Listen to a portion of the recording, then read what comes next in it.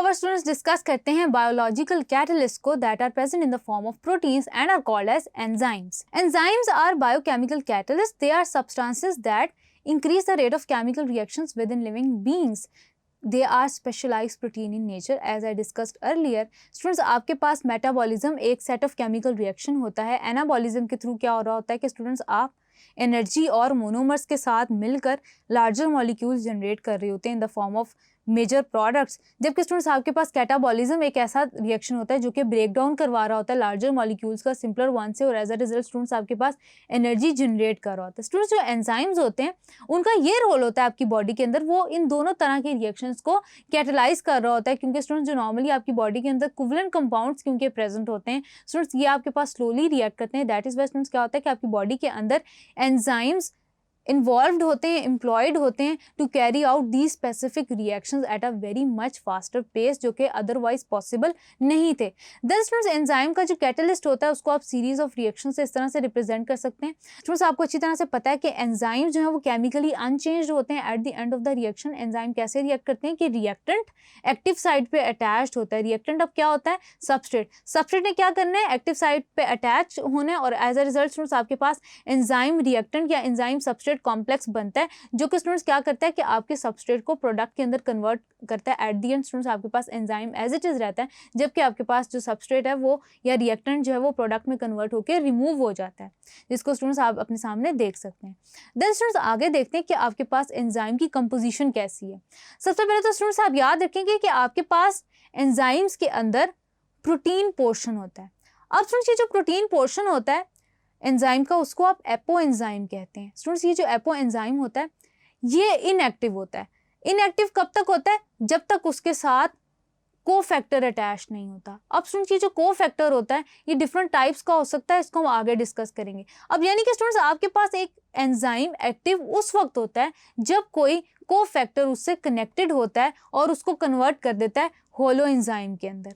Holo enzyme के अंदर जब कन्वर्ट होता है एंजाइम तो वो अपनी एक्टिवेटेड फॉर्म के अंदर होता है, यानी कि ऐसी पोजीशन के अंदर होता है कि वो कोई रिएक्टेंट अपनी एक्टिव साइड पे एक्सेप्ट करे और उसको प्रोडक्ट के अंदर कन्वर्ट करे. अब स्टूडेंट्स हम देखते हैं कि ये जो आपके पास कोफैक्टर है जो कि एक तरह से एंजाइम को एक्टिवेट कर रहा है, होलो एंजाइम के अंदर कन्वर्ट कर रहा है आफ्टर इट बीइंग अटैच्ड. तो स्टूडेंट्स आपके पास ये किस किस टाइप का है? सबसे पहले तो स्टूडेंट्स आप ये देख सकते हैं कि आपके पास जो कोफैक्टर है वो इनऑर्गेनिक भी हो सकता है, वो ऑर्गेनिक भी हो सकता है. अब स्टूडेंट्स आपके पास अगर कोफैक्टर इनऑर्गेनिक है तो आप उसको एक्टिवेटर कहेंगे. एक्टिवेटर स्टूडेंट्स आपके पास इनऑर्गेनिक आयंस की फॉर्म में हो सकते हैं, यानी कि आपके पास जिंक, कैल्शियम, मैग्नीशियम, आयरन की फॉर्म में हो सकते हैं, जो कि स्टूडेंट्स एंजाइम पे अटैच हों, यानी कि हों नॉन प्रोटीन अटैच हों और उसको एक्टिवेट करें, इनऑर्गेनिक हों. अब स्टूडेंट्स जब हम बात करते हैं ऑर्गेनिक कोफैक्टर्स की, तो ऑर्गेनिक कोफैक्टर स्टूडेंट्स आपके पास को एंजाइम्स भी हो सकते हैं, प्रोस्थेटिक ग्रुप्स भी हो सकते हैं. अब स्टूडेंट्स ये जो को एंजाइम्स होते हैं ये डिटैचेबल होते हैं, यानी कि ये after catalyzing the whole reaction, यानी कि एंजाइम की हेल्प आउट करते हैं to catalyze the specific reaction on its active site. और स्टूडेंट्स जब रिएक्शन हो जाता है तो ये कोएंजाइम क्या होते हैं? रिमूव हो जाते हैं. जब ये कोएंजाइम स्टूडेंट्स आपके पास रिमूव हो जाते हैं एंजाइम पे से, तो स्टूडेंट्स आपके पास दोबारा से एंजाइम एक्टिविटी आपकी वही साइकिल में दोबारा रिपीट होती है और सीरीज ऑफ रिएक्शन दोबारा इनिशिएट होता है. अगर स्टूडेंट्स आपके पास ये ऑर्गेनिक कोएंजाइम या ये ऑर्गेनिक कोफैक्टर covalently bonded है with that of the specific site present at the enzyme, तो स्टूडेंट्स हम उसको क्या कहेंगे? उसको हम कहेंगे प्रोस्थेटिक ग्रुप. तो स्टूडेंट्स आई होप कि आपको क्लियर हो गया होगा the difference between that of activator, coenzyme and prosthetic group. अब स्टूडेंट्स आगे चलते हैं, देखते हैं कि आपके पास कोएंजाइम असल में कनेक्टेड कहाँ है. ये स्टूडेंट्स आपके पास कोएंजाइम है. अब स्टूडेंट्स ऐसे भी हो सकता है कि आपके पास जो इनऑर्गेनिक मेटल आयन है इन द फॉर्म ऑफ एक्टिवेटर आपके पास अलग से भी अटैच्ड हो even in the presence of a coenzyme. Coenzyme और एक्टिवेटर की नेचर में अब डिफरेंस होगा, आप दोनों को कोफैक्टर कह सकते हैं. अब स्टूडेंट्स आपके पास जब एक्टिव साइट बन गई है तो आपके पास हो गया होलो एंजाइम का स्ट्रक्चर बन गया.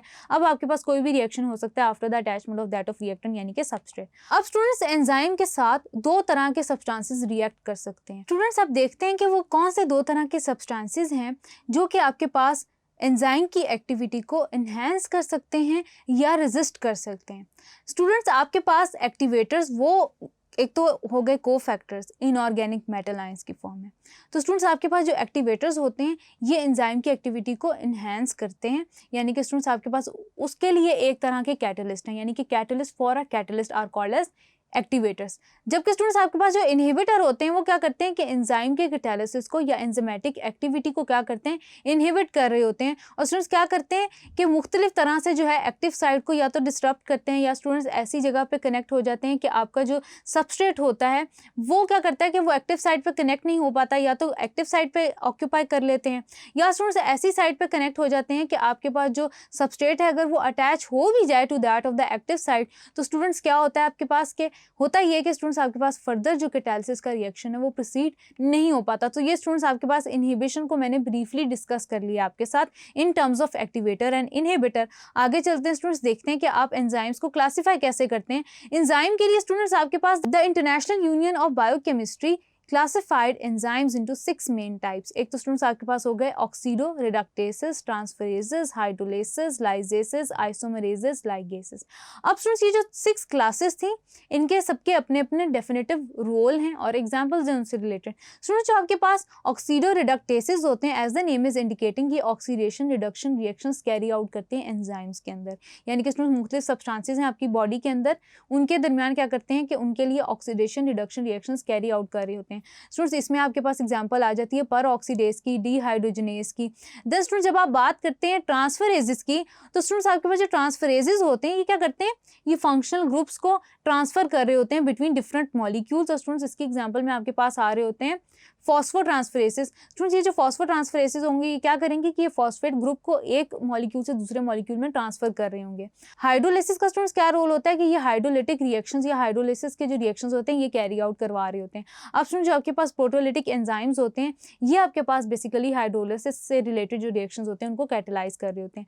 देन स्टूडेंट्स आपके पास आते हैं लाइजेजेस। अब स्टूडेंट्स जो आपके पास लाइजेजेस होते हैं इनका क्या काम होता है, ये स्टूडेंट्स ये कर रहे होते हैं कि आपके पास मुख्तलिफ जो होते हैं मॉलिक्यूल्स को या तो ऐड करवा रहे होते हैं बॉन्ड्स में से या रिमूव करा रहे होते हैं ऑर्गेनिक मॉलिक्यूल्स में से। यानी कि स्टूडेंट्स क्या हो रहा होता है बेसिकली कि अगर कार्बन डाइऑक्साइड है, अमोनिया है या वाटर है तो उसको अक्रॉस द बॉन्ड्स या तो ऐड करवा रहे होंगे या आपके पास बॉन्ड फॉर्मेशन करवा रहे होंगे फॉर देयर रिमूवल या अगेंस्ट देयर रिमूवल। तो ये स्टूडेंट्स आपके पास हो जाते हैं लाइजेजेस। देन स्टूडेंट्स आपके पास आ जाते हैं आइसोमरेजेस। अब स्टूडेंट्स आपके पास जो आइसोमरेजेस होते हैं ये डिफरेंट आइसोमेरिक फॉर्म्स जो होती हैं कंपाउंड्स की उनमें इंटरचेंज कर रहे होते हैं मॉलिक्यूल्स को। यानी कि स्टूडेंट्स जैसे कि आपके पास फ्यूमेरिक एसिड है, अगर C double bond CH C। अब ये स्टूडेंट्स आपके पास फ्यूमेरिक एसिड है, इसको इसकी सिस फॉर्म में कन्वर्ट कर सकता है आपके पास फ्यूमरेज एंजाइम, या स्टूडेंट्स वापस उसकी ट्रांसफॉर्म में कन्वर्ट कर सकते हैं in the form of malic acid. और लाइगेसिस स्टूडेंट्स आपके पास क्या होते हैं, लाइगेसिस का स्टूडेंट्स आपके पास ये टिपिकल रोल होता है कि क्या करते हैं कि आपके पास ग्लू का काम करते हैं, 2-3 मॉलिक्यूल्स को आपस में कनेक्ट करते हैं या जोड़ते हैं। तो ये स्टूडेंट्स आपके पास हो गई 6 classes that were defined by institute of international union of biochemistry, जो कि स्टूडेंट्स आपके पास स्पेसिफाई करता है डिफरेंट एंजाइम्स की कैटेगरीज को और उनसे रिलेटेड फंक्शंस को। आगे चलते हैं स्टूडेंट्स, डिटेल में डिस्कस करते हैं कि प्रॉपर्टीज ऑफ एंजाइम्स हमारे पास कौन कौन सी हैं। सबसे पहले तो स्टूडेंट्स आपके पास हो गई स्पेसिफिसिटी, कि स्टूडेंट्स आपके पास कुछ एंजाइम्स होते हैं जो कि स्पेशली डेडिकेटेड होते हैं स्पेशल या स्पेसिफिक रिएक्शंस को कैरी आउट करने के लिए। जैसे स्टूडेंट्स आपके पास यूरिएज एंजाइम है, वो हमेशा आपके पास यूरिया से रिलेटेड जो रिएक्शंस हैं उनको फैसिलिटेट करेगा। देन स्टूडेंट्स इसका जो डेफिनेट प्रोटीन स्ट्रक्चर होता है, कुछ आपके पास एंजाइम्स के अलावा जो स्ट्रक्चर ऑक्यूपाई कर रहे होते हैं वो डेफिनेटिव प्रोटीन स्ट्रक्चर हो जाता है, जो कि स्टूडेंट्स आपके पास डीनेचर भी हो सकता है except for specific conditions and pressure. यानी कि स्टूडेंट्स अगर आपके पास टेम्परेचर या पीएच कंडीशंस चेंज हो रही हैं तो स्ट्रक्चर आपके पास डिस्टर्ब हो जाएगा। Direction of enzymatic reactions students unidirectional reactions होते हैं। उसके बाद स्टूडेंट्स आप याद रखेंगे कि हाईली स्पीड अप कर देता है मुख्तलिफ केमिकल रिएक्शंस को iso enzymes. Students iso enzymes का कॉन्सेप्ट आपके पास ये है कि आपके पास आपकी बॉडी के अंदर एक सिमिलर टाइप ऑफ रिएक्शन जो है वो डिफरेंट एंजाइम्स आपके पास कैरी आउट कर रहे हैं जिनका स्टूडेंट्स आपके पास स्ट्रक्चर डिफरेंट है और स्ट्रक्चरल प्रॉपर्टीज डिफरेंट है, तो ऐसे एंजाइम्स को स्टूडेंट्स हम कह रहे होंगे आइसो एंजाइम्स। आगे चलते हैं स्टूडेंट्स, देखते हैं कि आपके पास एंजाइम्स की इंपॉर्टेंस कितनी है। सबसे पहले तो स्टूडेंट्स आप याद रखेंगे कि जो एंजाइम्स होते हैं ये भी एबनॉर्मली बिहेव कर सकते हैं। जैसे कि स्टूडेंट्स आपके पास ऐसे भी हो सकता है कि अल्कलीन फॉस्फेटेज है वो रिकेट्स या ऑब्स्ट्रक्टिव जॉन्डिस की केस में आपकी बॉडी के अंदर उसका लेवल बहुत ज़्यादा हाई हो जाए। देन स्टूडेंट्स ऐसे भी हो सकता है कि लैक्टिक डिहाइड्रोजनेज आपके हार्ट डिजीज़ की केस में बहुत ज़्यादा इंक्रीज हो जाता है। देन स्टूडेंट्स आपके पास जो थ्रोम्बिन है वो एक ऐसा एंजाइम है जो कि यूज़ किया जाता है to stop bleeding, internal bleeding को रोकने के लिए। देन स्टूडेंट्स आपके पास एंजाइम्स को कैंसर ट्रीटमेंट के लिए भी यूज़ किया जाता है, जैसे आपके पास एल एस्पैरागिनेज है, it has been proved very successful in the treatment of blood cancer in children. तो ये स्टूडेंट्स आपके पास हो गई इंपॉर्टेंस। देन स्टूडेंट्स आपके पास वो कौन से फैक्टर्स हैं जो कि एंजाइम की एक्टिविटी को अफेक्ट कर रहे होते हैं। तो सबसे पहले स्टूडेंट्स आपके पास आ जाता है टेम्परेचर। स्टूडेंट्स याद रखिएगा कि आपकी बॉडी के अंदर जितने भी रिएक्शंस हो रहे हैं वो एक ऑप्टिमम टेम्परेचर पे हो रहे हैं। उसका मतलब ये है कि आपकी बॉडी में जितने भी मॉलिक्यूल्स हैं वो अपना बेस्ट उस टेम्परेचर पे देते हैं। यानी कि स्टूडेंट जो एंजाइम्स हैं आपके वो भी एक ऐसे ही टेम्परेचर पे आपका अपना बेस्ट देते हैं, यानी कि आपका जो बॉडी टेम्परेचर है दैट इज 37 डिग्री सेल्सियस। और ये जो स्टूडेंट्स आपके पास टेम्परेचर होता है इसको आप कहते हैं ऑप्टिमम टेम्परेचर, जिसपे एंजाइम अपनी बेस्ट एक्टिविटी पे होते हैं। इससे ज़्यादा या कम टेम्परेचर स्टूडेंट्स इनके प्रोटीन स्ट्रक्चर को डिस्टर्ब कर देता है या डीनेचर कर देता है, जिसकी वजह से स्टूडेंट्स आपके पास क्या होता है कि एंजाइम एक्टिविटी जो है वो स्टॉप हो जाती है, इनहिबिट हो जाती है। जैसे कि स्टूडेंट्स आप देख सकते हैं कि रेट ऑफ रिएक्शन आपके पास ऑप्टिमम टेम्परेचर पे मैक्सिमम पीक दे रहा है। बिल्कुल इसी तरह स्टूडेंट्स आपके पास सबस्ट्रेट कंसंट्रेशन है। जितना ज़्यादा रिएक्टेंट आपके एंजाइम सरफेस या एक्टिव साइड के लिए रिक्वायर्ड होगा, जितना ज़्यादा अमाउंट में कंसंट्रेशन होगा उतना ज़्यादा रेट ऑफ रिएक्शन ज़्यादा होगा। अगर आपके पास एंजाइम कम होगा कंसंट्रेशन में, उतना ही आपके पास रेट ऑफ रिएक्शन भी वीक होगा, यानी कि स्लो होगा। देन स्टूडेंट्स आप ये भी देख सकते हैं इसके अंदर, आप ग्राफ के अंदर देख सकते हैं कि जैसे जैसे सबस्ट्रेट कंसंट्रेशन ज़्यादा हो रही है आपका जो रेट ऑफ एंजाइमेटिक रिएक्शन है वो भी ज़्यादा हो रहा है। लेकिन स्टूडेंट्स एक पॉइंट पे ऐसा होगा कि तमाम एंजाइम्स की एक्टिव साइट्स ऑक्यूपाइड होंगी, तब आप जितना भी सबस्ट्रेट की कंसंट्रेशन इंक्रीज कर देंगे आपके पास further rate of enzymatic reaction increase नहीं होगा। तो स्टूडेंट्स ये फैक्टर आपका हम डिस्कस करते हैं सबस्ट्रेट कंसंट्रेशन के अंदर।